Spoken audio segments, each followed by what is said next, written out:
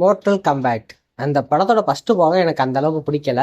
ஒரு மாதிரி சொதப்பி தான் வச்சுருந்தாங்க. இருந்தாலும் வார்னர் ப்ரோஸ் ஓரளவுக்கு அதை பெட்டராக பண்ணியிருக்கலாம் அப்படிங்கிற மாதிரி தான் ஃபீல் பண்ணியிருந்தாங்க அப்போவே. பட் அதோட சக்ஸஸே ஆகலை. இருந்தாலும் மோர்டல் கம்பேட் டூங்கிறத ரெடி பண்ணி இப்போதைக்கு மோர்டல் கம்பேட் டூ கூடிய சீக்கிரம் வரப்போகுது. பட் அதுக்குள்ளேயே மோர்டல் கம்பேட் த்ரீக்கான ஸ்கிரிப்ட் எழுத ஆரம்பிச்சாச்சு அப்படிங்கிற மாதிரி ஒரு ரூமர் வந்திருக்கு. அது நிறைய இடங்கள்ல கன்ஃபார்மும் பண்ண ஆரம்பிச்சிட்டாங்க. பட் என்னை பொறுத்த வரைக்கும் வார்னர் ப்ரோஸா இது இப்படி பண்ணுறது அப்படிங்கிற மாதிரி தான் டவுட்டாக இருக்குது. ஏன்னா வார்னர் ப்ரோஸ் சக்ஸஸ் ஆன படத்தையே அடுத்து எடுக்கிறதுக்கு விட மாட்டாங்க. சக்ஸஸ் ஆனாலும் பரவாயில்ல, எங்களுக்கு காசு கம்மியாக தான் வந்திருக்கு, வேணாம் அப்படிங்கிற மாதிரி அவாய்ட் பண்ணுவாங்க. அப்படிதான் அவங்க டிசிஇயூவே இழுத்து மூடினாங்க.